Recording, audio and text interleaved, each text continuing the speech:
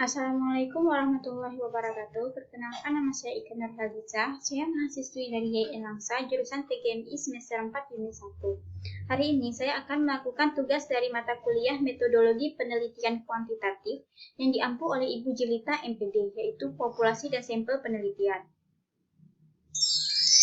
Apa yang dimaksud dengan populasi? Populasi adalah keseluruhan dari satuan-satuan atau individu-individu yang karakteristiknya hendak diteliti, dan satuan-satuan tersebut dinamakan unit analisis dan dapat berupa orang-orang, institusi-institusi, benda-benda, dan seterusnya.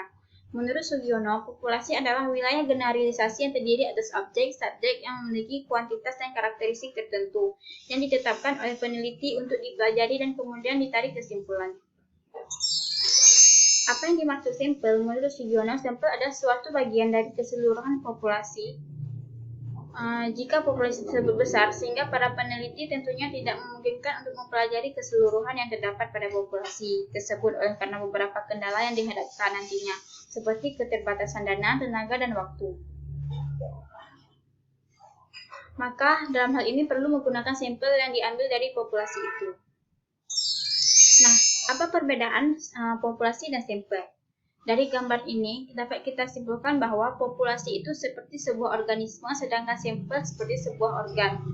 Jadi sampel adalah bagian yang terpisahkan dari populasi, dan sampel dalam hal ini haruslah dapat mewakili karakteristik dari keseluruhan populasi. Apa saja syarat daripada pengambilan sampel?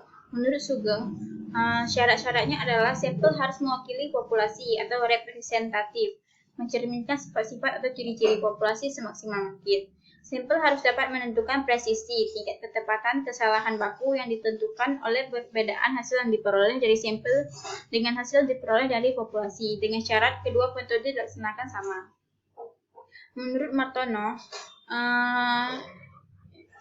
yaitu memudahkan peneliti untuk meneliti jumlah sampel yang lebih sedikit dibandingkan dengan penggunaan populasi. Dan apabila populasinya terlalu besar, dikhawatirkan akan terlewat. Peneliti juga dapat dilaksanakan lebih hemat dari segi waktu, biaya, dan tenaga. Peneliti lebih efektif jika penelitian bersifat destruktif yang menggunakan spesimen akan hemat dan dapat dijangkau tanpa merusak semua bahan yang ada serta dapat digunakan untuk menjaring populasi yang jumlahnya banyak. Tujuan teknik pengambilan sampel adalah, menurut Sugeng, mengurangi jumlah objek atau orang yang diteliti, jumlah tenaga yang teliti, waktu yang diperlukan, dan biaya yang harus dikeluarkan. Menurut Sugiarto dalam Martono, apabila kita tidak mungkin mengamati seluruh anggota populasi yang ada, hal tersebut dapat terjadi jika anggota populasi yang sangat banyak. Pengamatan tersebut seluruh anggota populasi dapat bersifat merusak, menghemat biaya, waktu, dan tenaga yang digunakan, mampu memberikan suatu informasi yang akurat, lebih menyeluruh, dan mendalam. Pemilihan teknik pengambilan sampel harus berdasarkan dua hal penting, yaitu reliabilitas dan efisiensi. Sampel yang reliable adalah sampel yang memiliki reliabilitas tinggi. Hal tersebut dapat diartikan bahwa semakin kecil kesalahan sampling, reliabilitas sampling semakin rendah. Jika dikaitkan dengan varian nilai statistiknya, berlaku kriteria bahwa semakin rendah varian, maka reliabilitas sampel yang diperoleh semakin tinggi pula.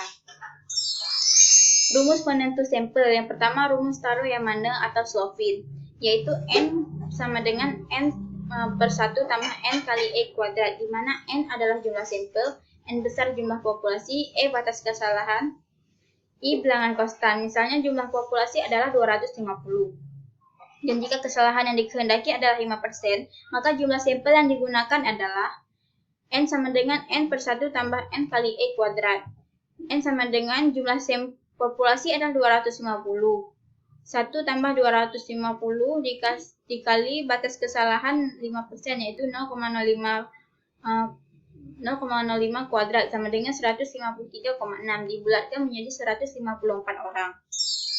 Yang kedua ada rumus Isaac dan Michael, yaitu S sama dengan lambda kuadrat dikali N dikali P dikali Q per D kuadrat dikali N kurang 1 ditambah lambda kuadrat dikali P dikali Q, di mana S jumlah sampel, I kuadrat, K kuadrat untuk tingkat kesalahan 1%, 5%, dan 10% dapat dilihat pada tabel K kuadrat. N jumlah populasi, P peluang benar, dan Q peluang salah sama-sama 0,5 dan D perbedaan antara sampel 1%, 5%, dan 10%. Isaac dan Michael telah menerapkan dalam bentuk tabel. Contohnya, jika populasinya adalah 20 dan tingkat kesalahannya adalah 1%, maka sampelnya adalah 19. Jika populasinya 20, tingkat kesalahannya 5%, maka populasinya 19. Jika sampelnya populasinya 20 dan tingkat kesalahannya 10%, maka sampelnya adalah 19. Selanjutnya ada teknik sampling, itu terbagi dua. Yang pertama probability sampling dan kedua non-probability sampling. Probability sampling ini terbagi 4 dan non-probability sampling ini terbagi 6. Nah, yang pertama kita masuk kepada probability sampling. Yang pertama simple random sampling. Simple random sampling dinyatakan simple karena pengambilan sampel anggotanya dilakukan secara acak tanpa memperhatikan strata yang ada dalam populasi itu. Adalah teknik untuk mendapatkan sampel yang langsung dilakukan pada unit sampling. Maka setiap unit sampling sebagai unsur populasi yang terpencil memperoleh peluang yang sama untuk menjadi sampel atau untuk mewakili populasinya. Cara tersebut dilakukan apabila anggota populasi dianggap homogen. Teknik tersebut dapat digunakan bila jumlah unit sampling dalam suatu populasi tidak terlalu besar. Yang kedua, proportionate started random sampling. Biasa digunakan pada populasi yang mempunyai susunan bertingkat atau berlapis-lapis. Teknik ini digunakan bila populasi mempunyai anggota atau unsur yang tidak homogen dan berstarta secara proporsional. Kelemahan dari cara ini, jika tidak ada investigasi mengenai daftar subjek, maka tidak ada membuat starta. Contohnya, sebuah organisasi memiliki pegawai dari latar belakang pendidikan, maka populasinya itu berstarta. Contohnya, pegawai S1 45, S2 30, SMA 800, SMP 500, dan SD 300. Yang ketiga, disproportionate started random sampling. Digunakan untuk menentukan jumlah sampel bila populasinya berstarta tetapi kurang proporsional. Yang keempat, cluster sampling atau sampling area. Teknik pengambilan sampel ini digunakan bila populasi tidak terdiri dari individu-individu, melainkan terdiri dari kelompok individu atau cluster. Teknik sampling daerah digunakan untuk menentukan sampel bila objek yang akan diteliti atau sumber data itu luas. Kelemahan teknik pengambilan sampel ini dapat dilihat dari tingkat error samplingnya. Jika lebih banyak dibandingkan dengan pengambilan sampel berdasarkan strata, karena sangat sulit memperoleh klaster yang benar-benar sama tingkat heterogenitasnya dan klaster yang lain dari populasi. Yang kedua ada non-probability sampling. Teknik pengambilan sampel tidak memberi peluang atau kesempatan yang sama bagi setiap unsur atau anggota populasi untuk dipilih menjadi sampel. A yaitu simple systematic atau systematic sampling, yaitu sampel berdasarkan urutan dari anggota populasi yang telah diberi nomor urut. B. Sampling quota. Teknik untuk menentukan sampel dari populasi mempunyai ciri-ciri tertentu sampai jumlah kota yang diinginkan. Teknik ini jumlah populasi tidak diperhitungkan, akan tetapi diklasifikasikan dalam beberapa kelompok. Sampel diambil dengan memberikan jatah dan quorum tertentu terhadap kelompok. Pengumpulan data dilakukan langsung pada unit sampling. Setelah data terpenuhi, maka pengumpulan data dihentikan.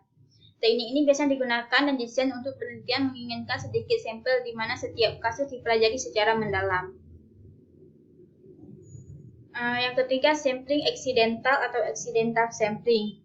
Teknik penentuan sampel berdasarkan kebetulan, yaitu siapa saja yang secara kebetulan bertemu dengan si peneliti dapat digunakan sebagai sampel, bila dipandang orang yang kebetulan ditemui itu sebagai sumber data. Lalu ada sampling purposive. Teknik penentuan sampel dengan mempertimbangkan tertentu. Pemilihan kelompok subjek dalam purposive sampling didasarkan atas ciri-ciri tertentu yang dipandang mempunyai sangkut paut yang erat dengan ciri-ciri populasi yang sudah diketahui sebelumnya.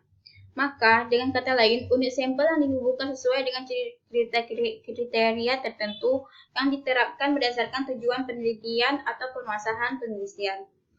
Yang selanjutnya, sampling jenuh adalah teknik penentuan sampel bila semua anggota populasi digunakan sebagai sampel. Hal ini sering dilakukan bila jumlah populasinya relatif kecil, kurang dari 30 orang Sampel jenuh disebut dengan istilah sensus, di mana semua anggota populasi dijadikan sampel. Lalu ada snowball sampling. Adalah teknik pengambilan sampel yang awal mula jumlahnya kecil, kemudian sampel disuruh memilih teman-temannya untuk dijadikan sampel. Dan begitu seterusnya sehingga jumlah sampel makin lama makin banyak, ibaratkan sebuah bola salju yang menggelinding makin lama semakin besar.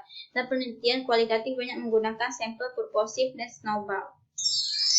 Selanjutnya ada contoh populasi dan sampel penelitian. Populasi penelitian ini adalah seluruh siswa kelas 4 SD Negeri Gugus R.A. Kartini, Kecamatan Winong, Kabupaten Pati yang terdiri atas 7 sekolah dengan penjabaran sebagai berikut.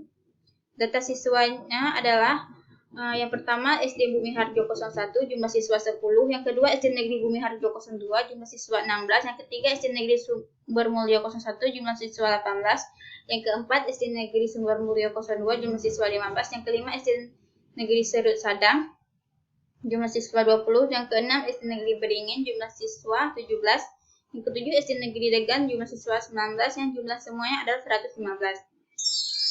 Berdasarkan jumlah ketujuh SD di Gugus R.A. Kartini tersebut, ada 3 SD yang sudah diuji homogenitas dan normalitasnya dengan hasil data yang berdistribusi normal dan homogen, yaitu SD Serut Sadang, SD Bumi Harjo 02, dan SD Bumi Sumber Mulyo 01.